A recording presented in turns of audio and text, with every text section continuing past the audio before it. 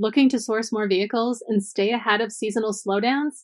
Kelley Blue Book Instant Cash Offer now has Offer Accelerator, a flexible add-on that unlocks extra trade-in leads from AutoTrader and KBB.com. Scale your acquisition strategy on your terms. Learn more at b2b.kbb.com. Welcome to Daily Drive for Wednesday, December 10th, 2025. I'm Kellen Walker in Las Vegas. Today on the show, U.S. inventory dips with affordable cars selling fast. Bankrupt First Brands hires a former GM exec to help lead its rescue efforts. And VinFast's U.S. expansion collapses. Plus, Seth Cutler, CEO of the Ionna charging network, talks about the 8 automakers trying to beat Tesla at its own game. That's what we're trying to build at Ionna, where you say, I trust charging's going to work because it has Ionna's name on it. I want to go there because of the experience I'm going to have now. Let's run through all the news you need to know to keep up in the auto industry. New vehicle inventory in the U.S. fell more than 1.5% in November to 3.09 million. But according to LotLinks, supplies rose to 73 days from 70 the previous month. The big story, vehicles priced under 25 grand are spending just 1.5 days on dealership lots. Electric vehicle supplies ballooned to 126 days from 107, reflecting the end of the $7,500 federal tax credit in September. By segment, minivans have the leanest inventory at 58 days, followed by sedans at 60. Pickups have the most at 80 days. Toyota maintained the industry's tightest supply at 31 days. Bankrupt aftermarket auto parts supplier First Brands Group has hired 3 veteran automotive executives to lead its turnaround. Tim Turvey joins as senior advisor. He was a longtime General Motors executive who retired in 2020 as global vice president of customer care and aftermarket sales. Craig Barnes was most recently COO of pet food company Hollywood Feed and held leadership roles at Advanced Auto Parts, AutoZone, and Delphi's aftermarket division. And Michael Broderick, former CEO of auto shop chain Monroe, also held leadership roles at Advanced Auto Parts, Canadian Tire, and Federal Mogul. First Brands makes Fram filters, Autolite spark plugs, and Trico wiper blades. And VinFast's U.S. retail network has shrunk to fewer than 24 stores, reversing its expansion plan as sales sink. The Vietnamese EV maker hoped to have hundreds of dealers 2 years ago. Now, U.S. registrations have fallen 57% through October to just 1,400 vehicles. VinFast says the company won't open more U.S. dealerships until the market stabilizes. Instead, it's shifting its focus to Asian markets, including India, Indonesia, and the Philippines. And those are today's headlines. You can find more details on all those stories at autonews.com. 8 automakers, including GM, Toyota, Honda, and Stellantis, are betting big on a startup charging network called Ionna. In a minute, we'll hear an interview with the company's CEO, Seth Cutler. Joining me now is automotive news reporter Lindsay Van Hully, who visited Ionna's headquarters in Durham, North Carolina, and sat down with Cutler for that interview. Lindsay, welcome to Daily Drive. Hi, Kel. Hi, Lindsay. So give us the big picture. What's the strategy here, and why are 8 competitors working together on this? You know, that's one of the interesting things about this. And one of the questions that I asked some of the automakers when I sat down with them, we were out in Durham, North Carolina last week for a visit to Ionna's headquarters. And they really talked about kind of for the first time their holistic strategic vision, how they envision expanding across the country. You know, they're really trying to build out a nationwide network, fast chargers, canopies, amenities, high quality reliability, so that, you know, you can pull in and have confidence that you'll find a charger and that it'll be working, and that you'll have amenities from restaurants to coffee shops to markets to restrooms to things that you'll need to do while you're plugged in for, you know, several minutes to half an hour to however long it takes to charge your vehicle. And this started up in 2023 and was really a joint venture among what is now 8 automakers. And the idea is they can all sort of combine resources to really scale this. And what a lot of them said was, outside of this, we are competitors. We all want to sell our vehicles, and we're differentiated. But at the end of the day, we have this charging gap. We have this need for more reliable, high quality fast chargers. And we want to be the best network out there. We want to have the reach. We want to have the scale. We want it to be a place that people want to go. That, if you're looking for a place to charge, you'll know Ionna, just like a gas station. Those brands have been built over decades, and when you go there what you're going to expect. And that's kind of the idea that, you'll have a place where you can go. It's safe, it's well lit, it has access to things that you'll need or that you want to do. And that, there's really, there's an investment from these automakers in trying to build that out, and the idea then that they'll be able to have a network that they can back and they can support, and that their customers will know that, their brand is recommending. So it's really, something where they've said it's not just for future customers, knowing that at some point we're going to see, kind of fluctuations in new EV demand. But for current owners, it's still a frustration to go and look for a charging station and pull in and it doesn't work, or you're not sure how far you can drive before you find another one. And so their plan really is to build out that scale. As an EV owner, I've been down that dark road before. So, Lindsay, set this interview up for us a bit. What were some of your biggest takeaways from your discussion with CEO Seth Cutler? Really, it was a lot about their expansion plan. How they're looking to build this out. They're targeting 50 cities, metro areas across the country, looking at things like major metropolitan areas like Los Angeles and New York, secondary markets, kind of highway and what they call vacation corridors, places where people are going to be driving and can have a presence in these locations.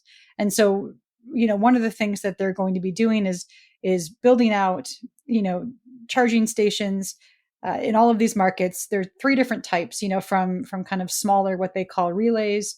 They don't have their own anchor tenant, but they have existing amenities nearby, all the way up to kind of a flagship site with, the most charging stalls, the richest amenity offerings, and so they're really looking to kind of provide that scale, but really across all of the different sites. They're going to have, as many pull-through stations as possible, as many canopies as possible, fast chargers across the board, trying to find ways to build that out so that people know that when they see an Ionna station, it's going to be the same high quality experience across the country. And so, they're at a point now where they're really just getting the company set up and getting their first location set up, and how they're kind of looking over the next year and several years. They want to have 30,000 charging bays by the end of 2030. And that's going to be a pretty big growth curve to get to that point. But it's something that they think is achievable. They said we're moving quickly, and the automakers want us to move quickly. And so that's kind of how they're setting that up. Perfect. Lindsay, thank you so much for joining me. Thanks. Coming up, we'll hear that interview between our own Lindsay Van Hully and Ionna CEO Seth Cutler. That's next on Daily Drive. Inventory challenges? Seasonal slowdowns? Kelley Blue Book Instant Cash Offer has the solution. Offer Accelerator. This powerful new add-on gives dealers the flexibility to source smarter and acquire faster. With Offer Accelerator, you can tap into extra trade-in opportunities from AutoTrader and KBB.com on demand. Choose the volume that fits your goals, scale up or down as needed, and only pay for what you receive. It's perfect for meeting seasonal targets, supporting campaign pushes, or filling inventory gaps. Dealers love it because it's simple, effective, and built for growth. Ready to accelerate your acquisition strategy? Visit b2b.kbb.com and request your demo today. Welcome back to Daily Drive. I'm Kellen Walker. Ionna is building a nationwide charging network backed by 8 major automakers. CEO Seth Cutler spoke with automotive news reporter Lindsay Van Hully. In this first part of the interview, they talk about the network's strategy to reach 30,000 charging bays by 2030 and why the company believes reliable charging will unlock EV adoption. Seth, thanks for having us out. For context for our listeners, we have been here today at Ionna's headquarters in Durham, North Carolina, getting to know a little bit about the company and your strategy. Maybe just the first question, high level, you talked a little bit about just the formation story. Mm-hmm. In the condensed version, talk about really the last 22 months or so and really the idea from company idea to now having, charging stations up and operable. Yeah, it's interesting. So the car companies came together with this idea back, and they announced it back in 2023, summer of 2023. I was hired as employee number one. So I started early February of 2024. So less than 2 years ago, your point about 22 months. And so, we spoke today at this media event as we kind of launch the beginnings of our network, and we have this multi-generational plan, what we call our wave strategy. So year one was what we call wave zero, which is really around launching a company. And you can imagine you're going from literally nothing to building an organization, but also a need to launch our first sites. And so we launched our first sites 11 months into 2024 while we were building the organization. And we wanted to make sure that the first sites out the gate were different in their experience. So when you look at, we have our full rechargeries at Apex, North Carolina, and Garner and Houston, where these were places where we actually built the amenity, built buildings, remediated, converted gas stations to full rechargeries for customers. And it was important to do that as the early site. So that was end of last year.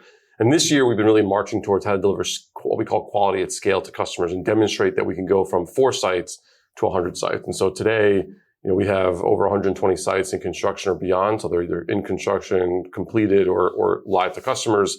And we've contracted hundreds of sites, which equates to 4,000 charging bays in the US. So in 22 months, we've literally gone from 0 to whatever miles per hour you want to equate that to in a really short period of time. And this isn't regional, right? I mean, what you've showed us today is the map, really, these contracted sites that will come online in the next year, likely, are really all over the map. That's correct. So, we're building a national network for sure, starting in the US. We have plans for Canada later. But when you look at what we've contracted across the entire continent, really the entire United States, it's everywhere. So in our first sites launched in Kansas, we've opened a site in California already. We've got upwards of 9 sites plus, I think actually we're up to a dozen sites that are actually in construction in California. We've got sites along the East Coast. So to your point, we've started everywhere all at once, but with a very strategic way that we're doing it to cover specific cities and connecting corridors to give drivers the freedom to travel wherever they want and the coverage they need as we build out the network. How does the automaker participation, their role in this, maybe help differentiate? There's a lot of charging providers out there. Everyone's kind of trying to figure out how to solve this charging access, availability, uptime, convenience, all of these kinds of things that people have said are a barrier to adoption. You're kind of you're a startup. You have investment from 8 automakers. Does that allow you to approach this from a different way, maybe, or does it give you the ability to scale faster? How does that maybe separate you from what else is out in the market? No, I think we talk about internally as the automakers is really our superpower, right? And that's what makes us a special company, not just because they're investing in us, but also because of what comes with that. And what comes with that is the connective tissue back to the actual customers, the drivers. It's understanding where they're trying to sell cars, where there's a need for chargers in the future. We can then figure out where there's a gap of charging right now, being able to use them in terms of intersecting their product development roadmap, our product development roadmap. If done well, and I think we're doing it well, you can start to see how the gears come together between what Ionna's building and then what each of the 8 are building, and how do you deliver a platform, a network that then they can build on in terms of vehicle integration, technology integration, and really vehicle sales at that point. So I think Ionna, in and of itself, the idea of a network is not new. The ability to do that with 8 investors, partners who are at the end of the day are driving demand as we build supply of chargers is something different. And then when you look at the team that we built from an execution standpoint, what you wind up with is what we call Ionna speed, which is really driving value to customers as fast as possible. The idea then is that they can develop their technology, their EVs, their charger integration to work with what your team is building then. That's correct. And so look, we're buying stuff off the shelf for sure, but it's what we call this Ionna wrapper that goes around in terms of how we bring the technology together. And then we develop our own software in-house too that looks at disparate systems. And then we can use it to couple that with the OEMs, with the car companies in terms of as they bring cars to market, as they look at new battery technology, faster charge rates, any type of vehicle interoperability. There'll be other things that we're kind of teased out today as you were having some of the panel conversations around discount programs and other integration on the apps. That's all possible seamlessly when you do it as one.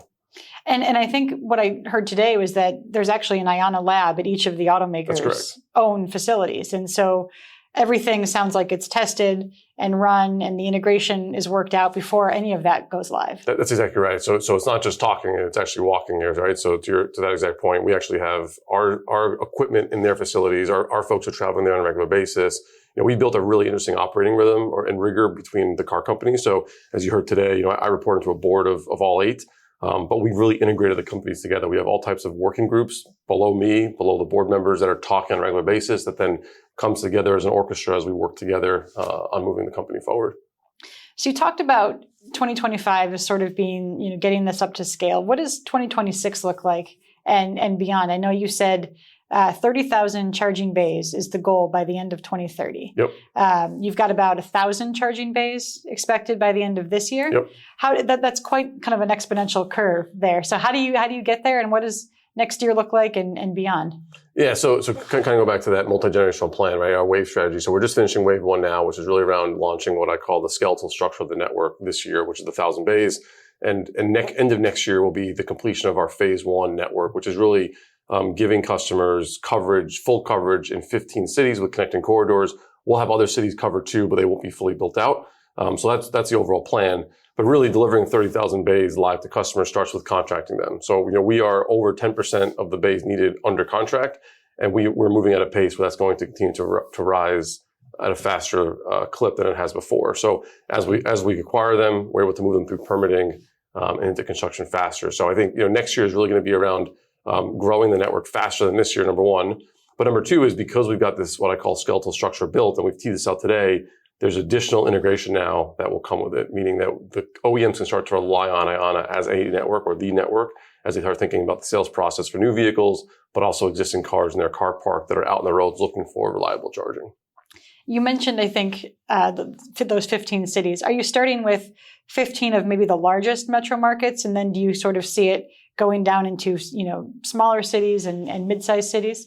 Yeah, so there's as we talked to everyone today, there's 50 cities in total that we're targeting as our main cities right now, and things will shift right as we look to see where there's demand gaps or charging gaps. And but there's 50 cities that we're targeting, and there's obviously vacation areas as well that will couple that. And I think what you'll start to see us do, and we've done this in several parts of the country, is as we build out our corridor strategy, we're trying to co-locate our corridor sites with either major metropolitan areas or secondary markets, so you can start to serve what we call stacking use cases, folks that are traveling through, but also folks that live there. So there's been a lot of thought that goes into both the macro strategy of how we develop the network and then also the micro strategy of where to locate these actual sites.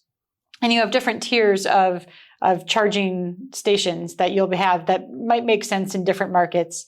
Walk through what that's going to look like. Is from the Beacon, the first one that you're opening now in California. Maybe talk through that, but then also the other kind of sizes and scales of charging stations that you're planning. Yeah, so it's a great question. One of the things that makes us different is we really have thought through a fuller product strategy in terms of how we go to market. So we've got 3 product classes. One is what we call a recharger relay, a rechargery, and then a beacon. The rechargery relays are really sites that are going to be without an anchor tenant. They might be next to an existing amenity or inside of a larger complex that has multiple tenants that we're not tied to.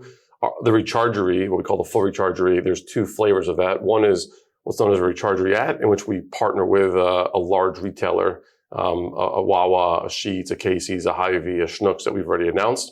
And then there's a rechargery where we actually bring the amenity. And we've done this in multiple cases where we'll go and buy an existing building or build a building and deliver some sort of amenity to the driver in it that's coupled with the charging. And then the last one is really our beacon, our flagship, right, where we can take a much larger plot of land and offer customers 20 plus charging bays, a fuller amenity location, outdoor recreation, et cetera, to really bring customers something totally different inside their markets. And the first one is it under construction in California? Is it open? It is. So our first beacon, we just broke ground on 2 weeks ago now. We did this California Grand Tour. We really have come into California in a big way now. As I mentioned before, I think we're over a dozen sites that are in construction right now. First site's open back in September. We're expecting those dozen to move into being open to customers shortly. And the beacon in Westminster, California, just off the 405 in Southern California, just broke ground, and we're anticipating a kind of early summer, late spring opening to the public. Okay.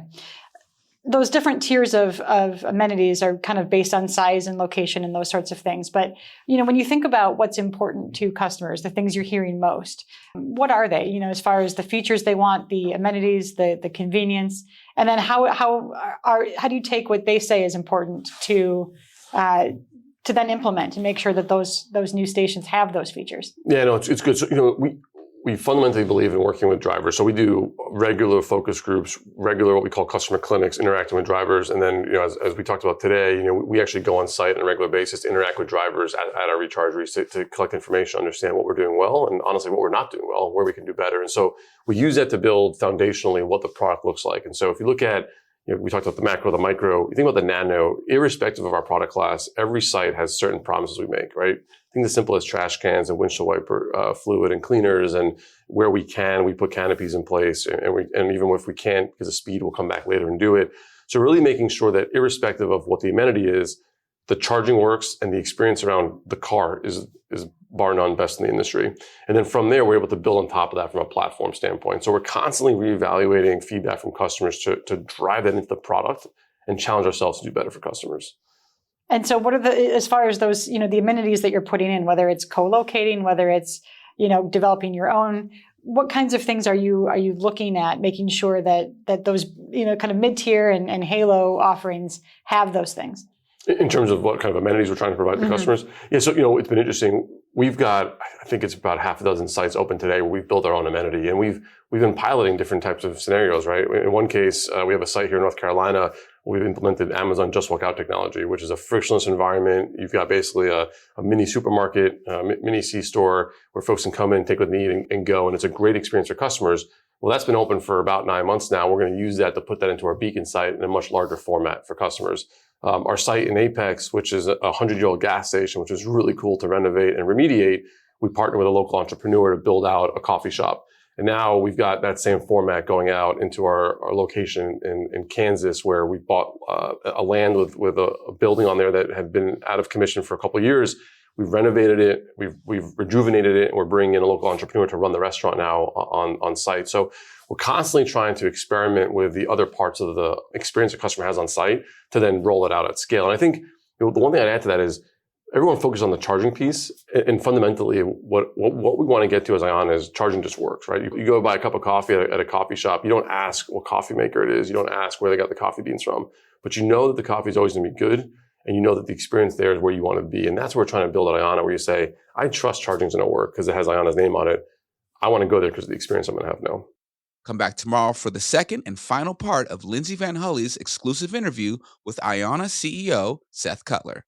That's Daily Drive for today. I'm Kellen Walker.